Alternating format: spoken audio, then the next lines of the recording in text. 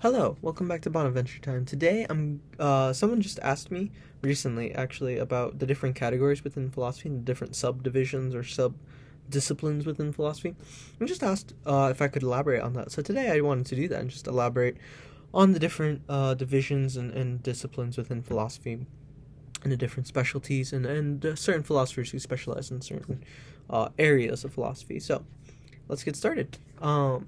The first one, so there's two kinds of things really quick in philosophy that we distinguish. We distinguish between a speculative intellect and a practical intellect. So I'll elaborate more on this as the video goes through. But I'm gonna start with more like speculative intellect sort of disciplines within philosophy. I'm gonna start with metaphysics because this is at the heart, really, I think, of philosophy. Actually, I think any philosopher would think that. Metaphysics, what is it? I've alluded to it in other videos, but I want to elaborate a little bit more about it. Metaphysics is a study of being as being, or being qua being. What does this mean? I know I've said that before, but like, what does that mean? Well, essentially, what metaphysics wants to, I was almost going to just use a circular argument, say it studies being, but yeah, it wants to understand being in nature, right, and the existence and reality. So it really, essentially, it wants to posit reality and what is reality and how do we see being in relation to reality. And with metaphysics, right, we're gonna start with existence. Right, metaphysics posits it's debated, but five. I'll start with five. Five universally held transcendentals by good metaphysicians. And right, so if we really are gonna start with being, right, we have to start with being, and that's a transcendental. And what are transcendentals? They are things that are communicable to all, right, beings, all things, right? So I have being, right? Animal over there has being, right? In a certain sense, you could refer to other, right? In analogy, right? If you use analogy, you can understand angels as beings, and right, you can just keep going across. So that's something communicable to all creatures. And right, if we start with being and we come to understand this, then, well, I should say being is the first principle. That is the first transcendental. I believe it's question 94, I think, in Thomas Aquinas' Summa Pre Secunda, first part of the second part. I believe that's where he talks about this being, and then also the good he talks about. So anyway, we start with being. Aristotle talks about this in his Metaphysics book 1, 3, and 4. And if we come to being, right, we come to have a certain understanding of being, right? And if something's understandable and we can conceptually grasp it and comprehend it, right, it has truth, right? So here's another transcendental: truth. And this is convertible identically with being. Now, conceptually, they are different. Now, that might sound weird, but if you just keep going, it might. If you try to conceptualize this, right? Again, this is speculative intellect. You conceptualize this, I think it starts to make more sense, especially as I go down the list of transcendentals. Right, so we have being, we have truth, and then we come to the idea of ontological goodness, right? And this is, you can refer to ethic, but really, right, in its essence, like, truth is good. If truth is good and truth is convertible with being, right, we can just make this conversion to good, right? Things are good in it of themselves, right? And if you're Catholic, you can think about this as Genesis 1, right, 1:27. Or as male and female he created them, and then later on it says and he saw, and it was all, and it was very good, right, and he even says that throughout the creation discourse, and God looked upon it and he saw that it was good. So right, you can look at that in a Catholic perspective, but even from just a philosophical perspective, you can understand the idea that truth is good, convert that with being, convert being with good, because you convert it with truth. Right, so we come to this understanding of ontological goodness, right? Not necessarily of moral quality, right? We're not in the realm of ethics here. We're in the realm that it is just good, that it exists, right? That is good, and that is true, right? And so we keep going down this list. There's a couple that are controversial transcendentals, so I'll save those for last, and I'll talk about that. Going down the list, right? Good. If it's being, this is another one actually that precedes. Being has unity, right, or oneness, in the sense that we're not just like different parts, right, scattered across, that we create one being. No, it's the one in the many, right? The one of creation and the many of the creatures. It's not the one in the good where we're like these different parts making up one single being. No, I have my own substance, right? That's an Aristotelian term. But I have my own substance. I have my own unity. But I have unity also with the many, right? There's communicable features. That's what we're talking about right now, transcendentals, right? So there's extrinsic and then there's intrinsic unity is how we distinguish that. And extrinsic more communicable, intrinsic more incommunicable. Communicable just being me and can be shared among others, and incommunicable meaning it's something unique to myself. And speaking of unique to yourself, right, there's identity, right? There's, right, with this idea, right, and I didn't keep track of that. So we've gone through being, unity, good, truth, and now we're at identity. Okay, so right, things have identity, right? Then and if you look at it, right, that comes to that idea of incommunicability, right? That, right, a person, right? And I've talked about this in other videos, the distinguishment between person and nature, right? Right, we share in natures, and we'll talk about this in just a moment, but right, the person me is not communicable among other people. I'm John, there might be other people named John, but I am my own person, right? And that's an identity that goes along with my being, right? So that identity is a transcendental. So that's 5. There's 2 more. They're kind of controversial. And those are beauty and thing. Now I'll talk about thing first.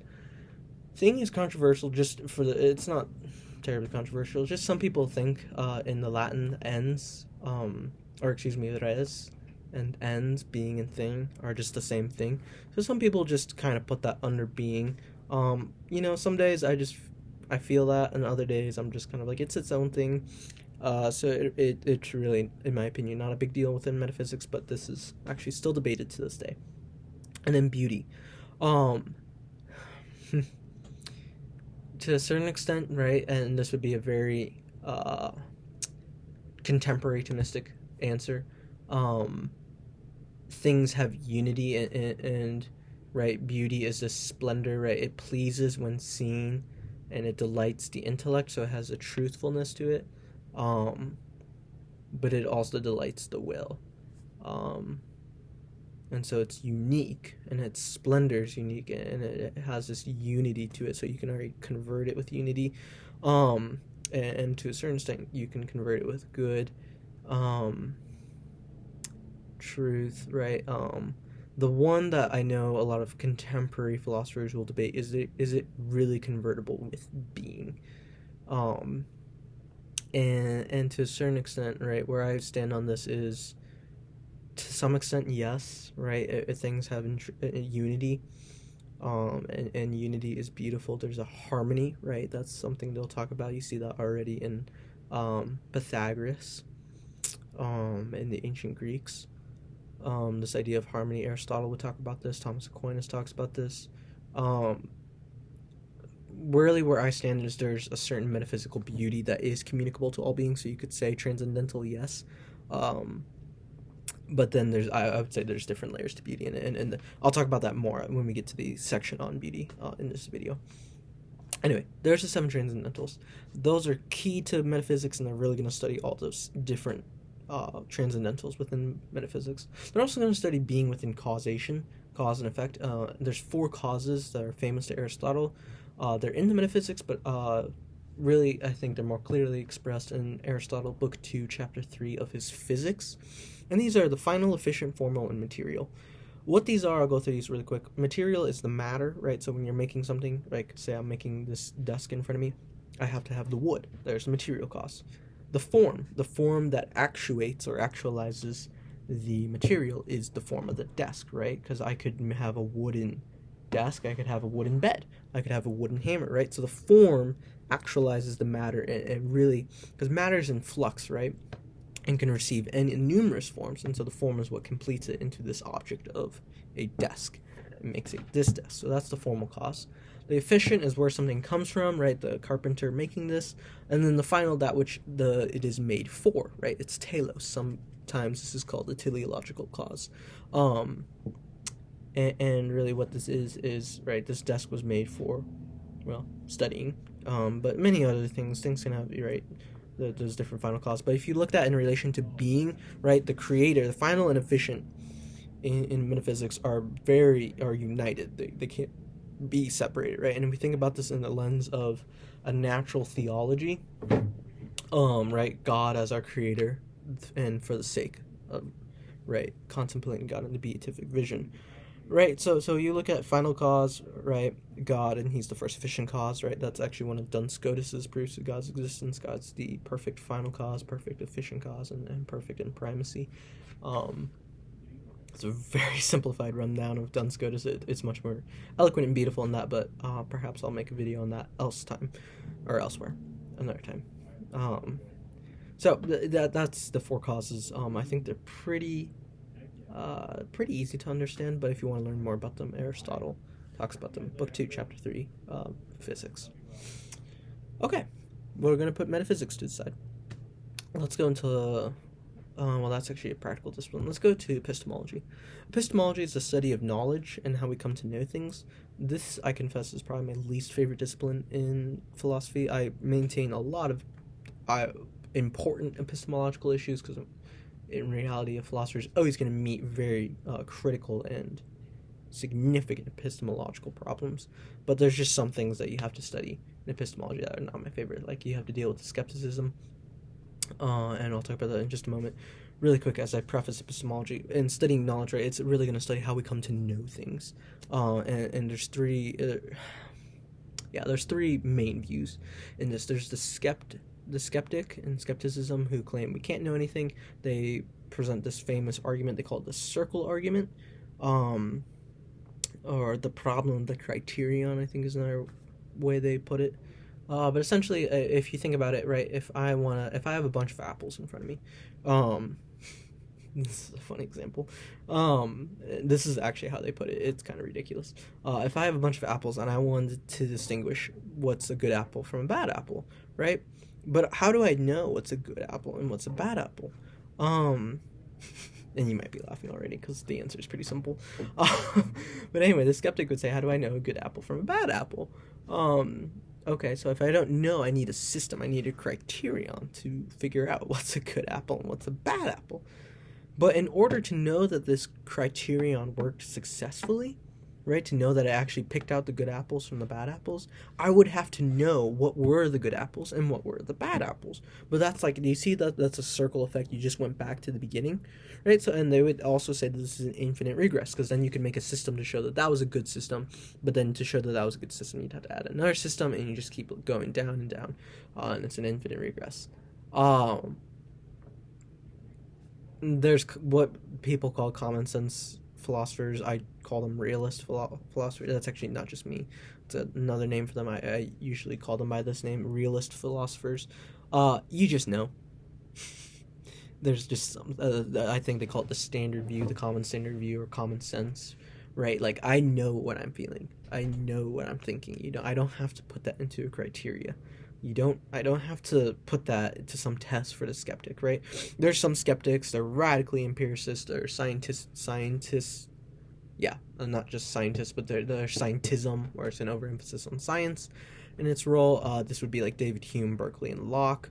But then they're also in another category, it's like a subcategory of it, kind of. They're called indirect realists, so they would say, yes, there is an external world, but we only perceive it indirectly. So, like, for example, Hume would say, based off my sensations, I perceive this table in front of me, but it really, or this desk, and really I only perceive those sensations, roughness, smoothness, whatever. I don't actually perceive the table itself. I just perceive sensations, and it makes an impression on my mind, and that's all I can know. Right? So I don't have any direct perception of the object. Bertrand Russell would call these sense data. Locke and Berkeley, I believe, both would call it ideas. I know Locke for sure. I'm not sure about Berkeley, but he's on the similar lines. So that's a subcategory, indirect realism. But again, there's the realists who say we just perceive things directly, right? I perceive this table. And so epistemology would kind of look at those three main groups and kind of study the different ways. And I would consider myself a realist philosopher. If you want to get more specific, a realist phenomenologist or phenomenological Thomist. I don't know, take one of those titles. I don't know. A philosopher is really what I usually go by. Yeah, a true lover of wisdom, right? And I think I talked about this in my last video.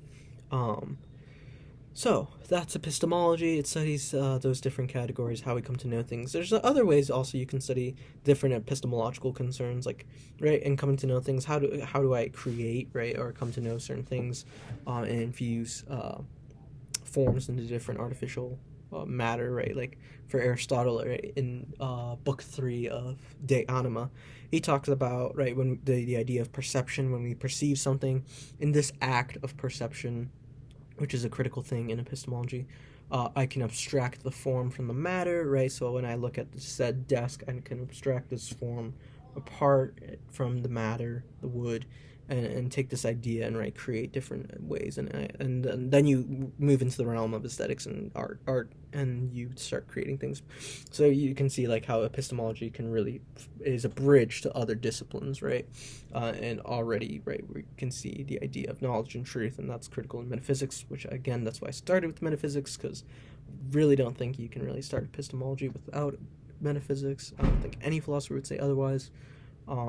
But that's epistemology. It studies things of that nature and how we come to know things, and the act of perception, imagination, illusions, hallucinations, credibility of testimony, credibility of belief structures, right? So it just studies all these different things and how we come to know things with certainty, I should add. Okay, that's epistemology. Let's go now to the practical intellect. Practical things. Very practical, probably the most practical discipline in philosophy, logic. Now, logic, I'll keep this one fairly short, because I'll go into it. This will probably be a short one, though. It studies truth, right? It wants to study the preservation of truth in an argumentative form. What do I mean by that? Not like just contradicting someone and going back and forth, right, and bickering. No, it looks at things and it asserts premises, asserts things about the world that need to be true or false, and then it posits a conclusion based off those premises on whether that conclusion could be false or true, right? But it looks at the structure of the argumentation, right? How do you fit the premises? What's the structure? So there's different ways in how you look at this, and does the conclusion necessarily follow from these premises, right? So it looks at deductive and inductive reasoning, right? So if you want to learn more about, really, if you want to read about it, like as a philosopher, I'd read The Organon by Aristotle, right? So posterior, prior analytics, topics, categories, but mainly the analytics, and then those four are a good start into Aristotle's logic. And so it studies structures. If you want to go into modern symbolic logic, I personally like that a lot. I love both, but modern's fun. They use symbolism. So like, say the example, like let's say take it, this can be my example premise. If I that's a bad example. It's so hard to come up with examples on the fly. How about this? If I throw this ball at the wall, it will bounce. Then it will bounce off. All right. So there's two sides to that. There's an if. These are the if-then statements. If I throw a ball, then it'll bounce off the wall. What the modern symbolic logician would do is make these into symbols, and so they have fancy symbols. So there's a symbol for the if-then statement. So it's like a horseshoe, sideways. And what it would do, so if I throw a ball, so let's say throw, let's take a symbol T, sideways horseshoe, bounce off the wall, B. So T, if T, then B, right? And so it uses this and it's like math, and then you make these formulas and you make these structures to kind of prove. And there's different inferential bases, right? So you can prove there's truth tables. That's really hard to explain. You kind of have to do it to kind of understand what truth tables are. But one thing that you can do is inferences, so you don't have to prove everything. You can just inference to it. So famous inference rule is modus ponens, which it's if P then Q. If you can prove P, then you get Q. Right? Let's insert our example premise in there. If I throw the ball, then it'll bounce. If T, then P or B, bounce. If I can prove T, then necessarily I can conclude B. Right? So right, if I threw a ball against the wall, then it will bounce off the wall. If I can prove that there's one case where I did throw the ball, then necessarily what has to follow, right, is B. That right, you get that. Now, this is important. It doesn't necessarily mean the conclusion's true. It just means that it necessarily has to follow. Right, and this is the idea of logic. This is why it studies the structure of argumentation. Is it sound? That's an important word. Is it sound? Because you can have valid syllogisms, that's Aristotelian logic, or valid, right, structures in a modern symbolic language, but it doesn't necessarily mean it's sound. It just means that the conclusion necessarily has to follow if you have right structure. Then the idea of it being true, right, that's where logicians go in and assert whether it's true or false. But having a good structure, right, is very important. And logic is very practical. You use it every day, right? You use these inferences every day, right? Inductive and deductive reasoning, right? So you use this every day. So it's very practical. But the reason I won't go into it much further than this is just because it's like math. You kind of just have to do a bunch of practice problems on it, studying modern symbolic, practicing turning readings into symbols if you're modern symbolic, or Aristotle practicing putting things into syllogistic form. Right, and there's different rules that you will have to learn, and it's very much you just have to practice it. It's very practical, as I said. But it studies structures of arguments and tries to preserve truth in that way. So that's logic. So we've gone through metaphysics, epistemology, and logic. I'm trying to think. I don't want this to be too long of a video. I want to talk about ethics, and I want to talk about aesthetics. I'm trying to think what else. Yeah, we'll just finish with aesthetics and ethics. Those are the 5 main disciplines in philosophy. There's certainly more, but there's like political philosophy and other things like that. But you could argue that falls under like ethics. And you could argue like right natural theology or natural philosophy falls under metaphysics. Really everything kind of falls under metaphysics, technically speaking. But anyway. Right, presupposition. You would have to know what I asserted to understand that was a presupposition. Anyway, we're going to go to ethics. We'll finish with ethics because that's my favorite, and I'll explain why in just a bit. Aesthetics. This is a study of beauty, metaphysical beauty, but also art, and what beauty posits in art. Now, I did mention talking about transcendentals, why I would talk about beauty again later on, and this is where we're going to talk about it. So in studying beauty, right, aesthetics wants to posit what is the role of beauty, where is its place in relation to being, right, metaphysical beauty, and really, actually, I was going to say a great aesthetic reading is Plato's Symposium. I made a video. If you haven't seen it, I would go watch that because that might be helpful to understanding what I'm going to talk about in a little bit. And it's just, I think Plato's Symposium is just brilliant. But, right, it understands what's a relation. So, right, and in Plato's Symposium, you see a relation to the good. But the beauty does not want to be possessed, so it points us to the good. But we want to do things good and finely and beautifully and elegantly.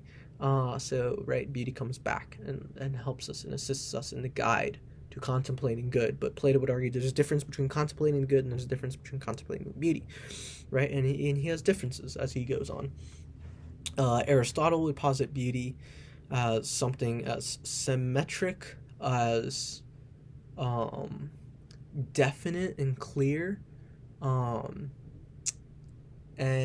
having a certain integrity. Well, yeah, that's kind of his symmetry.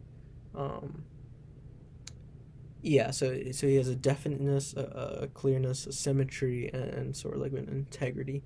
So that's what his guidelines into beauty.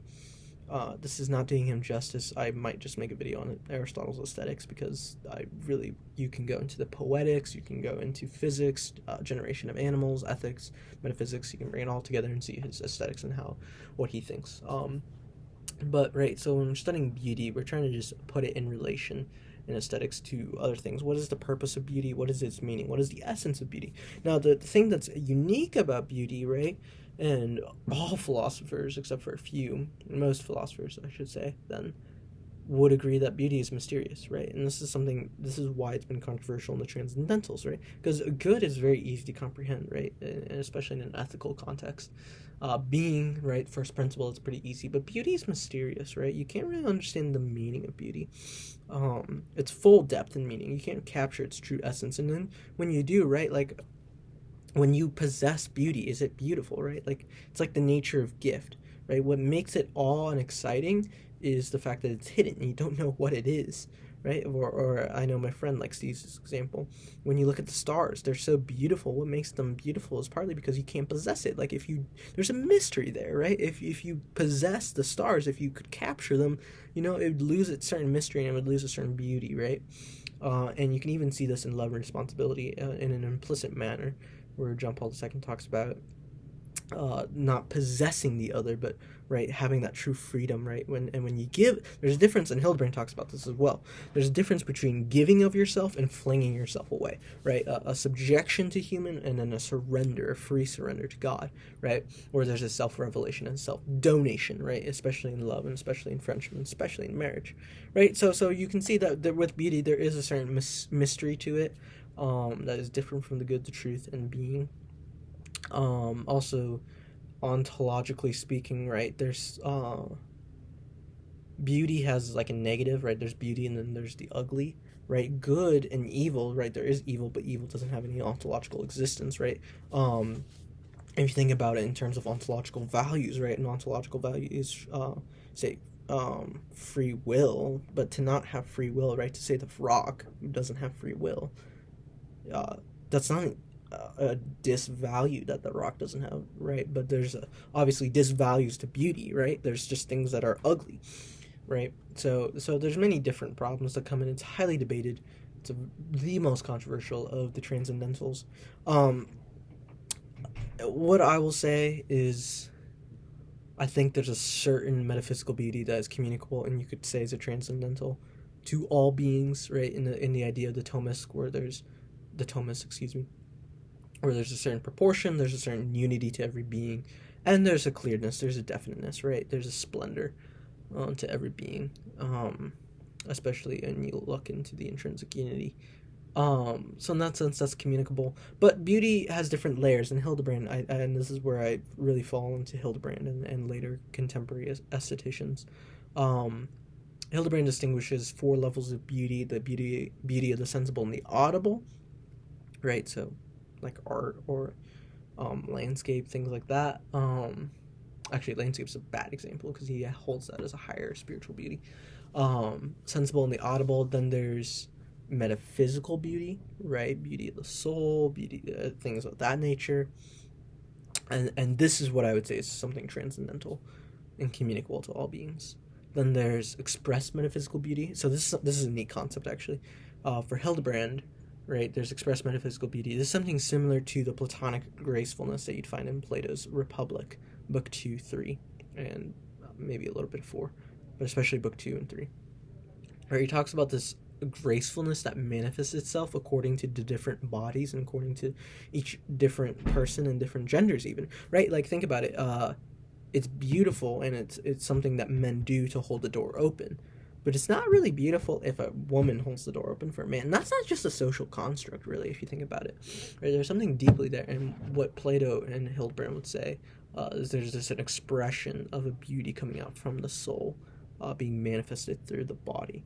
And there's many different examples. Like, you can think of Mother Teresa, right? Someone who's not necessarily, like, in a sense, physically, like, the most beautiful, but when she smiles, right, there's certain things like that manifest a beauty that comes from the soul, and it's just very beautiful, right? Things like that, right? It's like, you think about any saint, honestly, especially the right, like just, they're all great saints, but like, just think about any of that, right?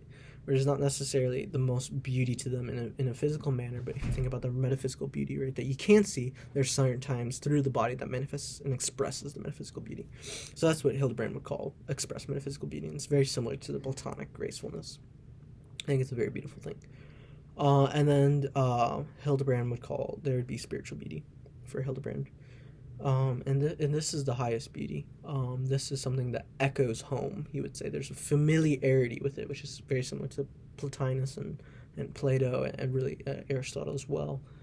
There's a familiarity with it and something that calls you outside of yourself, right? Because Hildebrand's a value philosopher, so he's talking about things calling man outside of himself,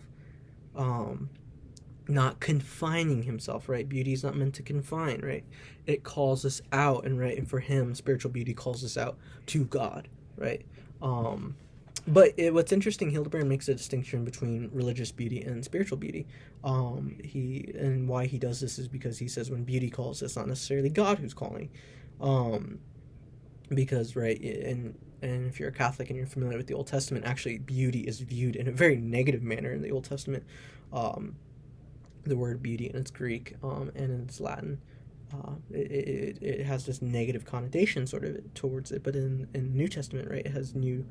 You see differences. So really what they're trying to reconcile is this idea that beauty does have this, right, it's a mysterious power, right, that has this ability to draw us in a sort of seductive manner. Hildebrand talks about this in Aesthetics, but in its true value, right, this is something important for Hildebrand. If you're pure, and if you have the virtue of purity is very important in apprehending beauty and apprehending value, because if you're pure, you're not going to be choosing beauty for a subjectively satisfying way, and it won't present itself in a seductive way. Rather, you'll see it in light of its true beauty, and it will call you outside of yourself, right? It'll call you to God, right? So very interesting Aesthetics. You might notice I'm talking and referring to people now, more so than like Metaphysics and talking about principles. Aesthetics, very in its bare root, talks about beauty, and this is very speculative and this is very broad and right, there's varying opinions on it, so that's why I'm talking about it. Different people and different opinions, because there's no concrete and no one position held, actually, which is very curious, because in metaphysics we have it, epistemology we have it, even for how speculative we are. Logic, certainly we have one. Ethics we'll finish with certainly has one. But this is certainly the most mysterious. One of my favorites, one of my personal interests, and what sub-concentrations, you could say, is very mysterious. Hildebrand is, I think, one of the greatest aestheticians, if not the greatest, in the 20th century. He wrote about 12 to 1,300 pages on Aesthetics, Volume 1 and Volume 2. Those are near the end of his life. He was actually called the fierce defender of beauty. That's one of his titles. And for him, and if you're familiar with his value theory, which I actually made a video on, so you should go check that out, he thinks beauty characterizes all values. So he just, I think he really places beauty in a very brilliant way, which shows the mystery of beauty, but also kind of brings to light what we can actually understand from beauty. And I think his 4 levels of beauty is a great distinction that not the philosophers hadn't made before him. And then there's theological aesthetics you can study, right? Beauty in relation to God and the exitus and the reditus, but that's more theological, so I'm not going to talk about that. But if you want to learn more about that, just ask and I'll make a video on that. That would be like Jean-Louis Chrétien, Dietrich von Hildebrand, Ratzinger. Some people talk about von Balthasar. I'm not familiar with aesthetics. I don't really, never felt the need to study him as much, but I'm more into like Chrétien, Ratzinger, and Dietrich von Hildebrand, Jacques Maritain, Etienne Gilson. They're very great in the theological aesthetic world. Okay, so that's aesthetics. Very speculative and very, you could say, controversial. Really quick, I want to just mention philosophers that are very, specializing in these different disciplines. So, as I said, Dietrich von Hildebrand, you would find as a great aesthetician. Immanuel Kant actually has a really interesting aesthetics. I've really enjoyed learning his. I actually continue to study him a little bit. Not as much I give priority to Catholic philosophers, but Immanuel Kant, I think, has some very brilliant things to say in his aesthetics, especially his Analytic of the Sublime, which I made a video on, and I think it's very fascinating. And actually, he has some relations with Hildebrand in certain things that I think are very interesting, but I think Hildebrand perfects. But I think Kant started the turn to focus on different aspects in aesthetics that I think Hildebrand came and perfected, as well as Jacques Maritain and Etienne Gilson. So very interesting aesthetics. For epistemology, I mentioned Hume. The school of Locke is very interesting in epistemology. They're going to be the skeptics, indirect realists. Aristotle is very great to study. Aristotle and Plato you can refer to in every discipline. They're kind of the OGs of philosophy. And then what else do we talk about? Logic. Hegel actually is very interesting, his dialectical logic. And if you want to learn about that, I'll make a separate video because that is not, it would just be an injustice to mention that in just like a minute. Other logicians, Boole is a great logician. Aristotle, Aristotelian logic, those are the main ones. And then metaphysics, Aristotle, Plato, Socrates, well, really Plato. The idea of the forms, that's Plato. If you want to learn about that, that's in another video I made. Thomas Aquinas is great with metaphysics. Bonaventure has just a brilliant metaphysics. I think it's completely misunderstood. Comment, ask for that. I might just make a video anyway on that, but I would love to make a video on Bonaventure's metaphysics. It's just brilliant, just amazing. Yeah, so those are great. And if you're looking for books, right, Metaphysics by Aristotle, Thomas Aquinas, Prima Secunda, first 13 questions of Prima Pars. Bonaventure, I'd read commentary and sentences, the first 10 questions. What's interesting, and I'll say this about Bonaventure though, you can't isolate things like Aquinas. Like you could read things from Prima Pars and it'd be great, and you wouldn't have to read Tertia Pars necessarily. With Bonaventure, you kind of have to read the Hexameron, the Aerarium, the Breviloquium, and the commentary and sentences to really kind of understand Bonaventure in a cohesive way. Otherwise, you're going to say, wow, that's really interesting and that's really weird. It all comes together. So that's kind of the hard thing about Bonaventure, is you kind of do have to read everything. But it's worth it. It is worth it. That is why this channel name is named after him. And then aesthetics, right? I talk about Dietrich von Hildebrand, Immanuel Kant, Aristotle, Thomas Aquinas. Heidegger is a great aesthetician. I have not studied enough to make a full video on him or his aesthetics, but and he's also just really hard to understand. But Heidegger is a great aesthetician. So those are different philosophers that are great in these different specialties. So if you have a certain philosopher that you like, right, the reason I'm giving this is so maybe you are more interested in these different categories. You don't have to study I think everyone should study metaphysics if you're going to study philosophy, but you don't have to study necessarily logic and know it in and out, right, to really appreciate Heidegger's aesthetics or Dietrich von Hildebrand or, right, any of those aesthetics. So I'm just mentioning those if you have a particular philosophy and you're like, oh, I'm just going to start focusing on aesthetics. Really quick, history of philosophy, that's technically a discipline in philosophy. I'm not going to spend too much time. It's what it is. It's a history of philosophy. But I just recommend if you want to read history of philosophy, that's a great way to fall in love with philosophy as well. Copleston, Scruton has very great modern philosophy history. And then Gilson is a great historian, so I'll recommend those three. But Scruton really only for modern, I would read. He has a great modern, but so is Gilson. And Maritain actually has a great on Descartes, Luther, and Rousseau. Maritain has great history on that. But those are what I'd recommend. Okay, this is becoming to be a long video, so I'm going to try to wrap this up. But ethics, this is what we're going to end on.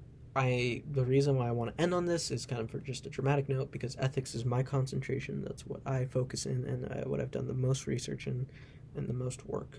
And I think ethics is such a fantastic field. I remain interested in every single field in philosophy. You kind of have to, but, well, not really. But ethics I just love, so.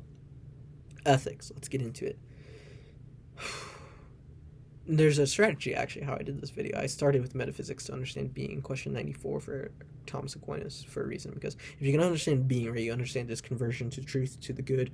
Right, if we can understand good, right, we can already posit an ontological goodness to being. But also an evidence of understanding existence and being, you understand nature.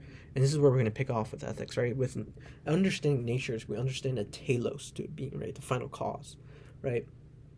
And we can, right, reason to the good, because it's in reality, and reality manifests itself to reason, right? And so we can reason to certain means that help us attain this end. That's ethics in a nutshell, right? But this takes on many different forms, right?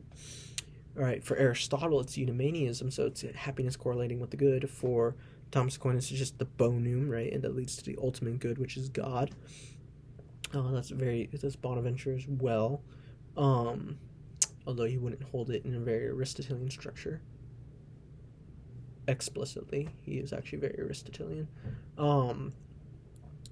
And so that's a structure for ethics. But then, right, there's other different divisions in ethics, right? We have the I call them the situationist methods. That's actually a real name. It's not just me who calls them that, but that would entail like consequentialism, totalitarianism, situationism, proportionalism, teleologism, all these different ones that utilitarianism, they stress the ends, they stress the intention and the effects and the consequences. These are terrible. And actually, I wanted to just mention this really quick. This is actually having a revival nowadays, even in the Catholic world, and this is a problem. Situation ethics is flawed from its very premise, right? The idea that there's no such thing as moral absolutes is just ridiculous, right? There are things that are objectively good for the human person and things that are intrinsically evil, right? For example, preservation, life, that is good, right? That is a value, right? And so the idea of murder is just always intrinsically evil. But what the situationists would have us do is just consider, well, what if there's a situation in which murder leads to a greater good? No. That's it. What they would say is that's a pre-moral. They wouldn't say there's any morality attached to murdering someone. It's the full act has to consider the consequences, right? That's utilitarianism. That's totalitarianism, right? This is the idea that they've been, right? This is what Paul VI had to face in Humanae Vitae when he was going up against all these different things like contraception and this idea, right? The ends justify the means. That's what they'll always say. No, that is wrong. And its very premise is off, right? Because there are objectively good things for the human person, and there are objectively evil and bad things for the human person, right? But it all starts with understanding nature, right? That's why I began with metaphysics and understanding, because it makes it easier. Because if you understand being, you understand its nature, its existence, right? Its essence. You understand the telos, and you understand there are certain things that help it order towards its telos, and some things that don't, that frustrate that, right? And so I think you really have to go back to the metaphysics, understand being, understand nature. Then you can understand ethics and why things are objectively good, why things are objectively evil. Otherwise, you're just in a debate, and it just goes back and forth, right? But no, it's philosophical. The very first premise of situationism is wrong. Now, there are different psychological ways of, or you could look at psychological developments throughout history on why situationism has arisen at different parts in history. I think Hildebrand gives a great account of that. I've mentioned this book before in other ways, but this is a great critique of situational ethics, and also a great gives great reasons for why we should believe in natural law and natural morality. Also, William May does great work. All of his ethics are fantastic. Aristotle's always a great place to start with ethics. You can't go wrong with Aristotle. There's some things even I do disagree with, but you just really can't go wrong with. Thomas Aquinas, Prima Secunda 94. You can even go into Secunda. Bonaventure focuses a lot on metaphysics, but you'd find this ethics a little bit. Augustine, City of God. Hildebrand is a good one. Ethics, it's a thick one, but fantastic. I think it's a great one of the best contemporary ethics works. Really builds and adds on to Thomistic tradition, I believe, and really clarifies and adds certain things that I think needed to be clarified. But yeah, ethics, this is what it studies. It studies the end of man.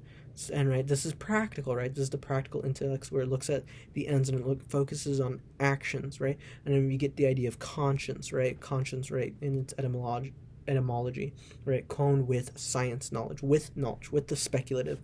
So it's the practical intellect working in line with the speculative, right?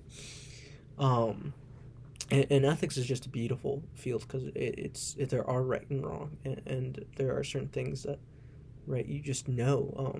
But it's vast, right? There's certain, right, this is what the situationists would distort, but there are situations, right, you have to understand, right? Circumstance is one of the principles of morality, right? Like, how much did the person steal? Did he steal $1 or did he steal $1,000, right? There's a big difference there. So circumstance does have that certain effect on the morality of an action, but it's not, you can't say that intention and circumstance denies an objective wrong or an objective good of an act. So, like, for example, like, a totalitarian would say, like, well, a good moral action is giving to the poor, right? That's a great moral action. It's a moral value. But a totalitarian would say, well, if that has no greater consequence to it, then that's not worth it, right? And so, right, you see this elimination of charity, right? And this is something that's very important, very, very passionate about in the realm of ethics, is the heart is just been totally misrepresented in ethics. Actually, it has had no room in ethics. Immanuel Kant is one of the biggest principles of this, but you see it in really every ethics, right? With the exception of Augustine in an implicit manner, and Bonaventure as well. The heart has had no room, but right, if you this elimination of charity, right, the heart, doing things from the heart, right, because right, my intellect can grasp a good, my will can will myself to do this good, but the full committance of myself to this good comes from the heart, and I think Hildebrand makes a great gives a great account on why that is, and why the heart is not just simply reduced to the will, right? And that's the work of that would be, I think, a great example of value to realist phenomenology, because what phenomenologists want to do is not reduce everything. They want to eliminate all reductionisms, which can be dangerous at times, but I think very helpful, especially in that case for Hildebrand, in showing this idea, eliminate reductionism in the realm of affectivity.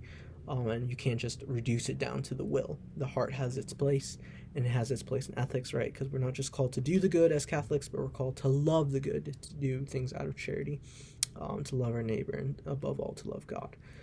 So the heart has a beautiful place, and that's why I love Hildebrand's ethics. But ethics is such a broad sphere that I have to take into account.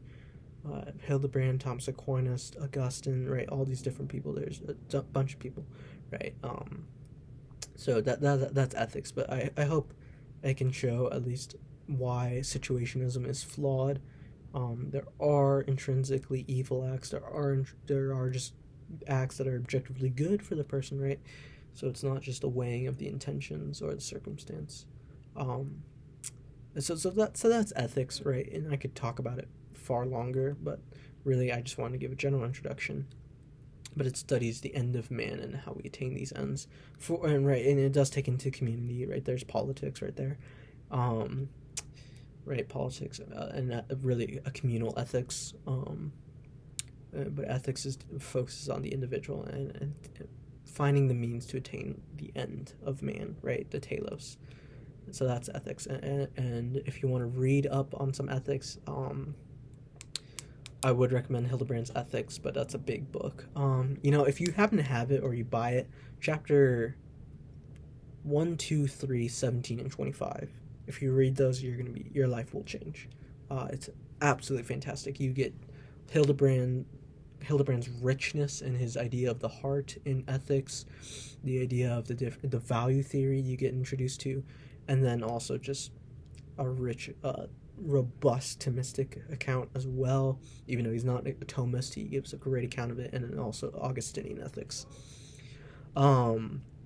Morality and Situation Ethics by Hildebrand, his critique of situationism, fantastic. Love and Responsibility, I've recommended this before. That's just should be read by everyone. This is a good book. I've recommended this in another video, but this is a really good book. It's not necessarily an ethics book, but I think it's fantastic, and it's ethical in a way. The Art of Living, that's a fantastic book by Hildebrand that I would recommend to all readers. And then, if you're feeling ambitious and Thomistic, Prima Secunda, 94 on through Secunda Secunda. You get human nature, you get the virtues, the cardinal virtues, or the moral virtues. I would read that. I actually enjoy reading that a lot. City of God, that's a huge work. I'd recommend book 14, 1 through 14. You're gonna get a rich Augustinian account. And then Aristotle's Ethics, that's kind of an OG. You just have to read that. Yeah, so that's ethics. I'm not mentioning other ethical systems because I've talked a lot about them in other videos like Kantian ethics, utilitarianism especially. But there's other ones, Epicureanism. Those are in other videos, so I would go check those out. But yeah, I know this is a longer video, but I hope this helps you to understand different categories within philosophy and what they study and the different philosophers who specialize in that. So I hope this is helpful. Please like this. Please comment for what you want next. Please subscribe, and I hope to see you next time. God bless.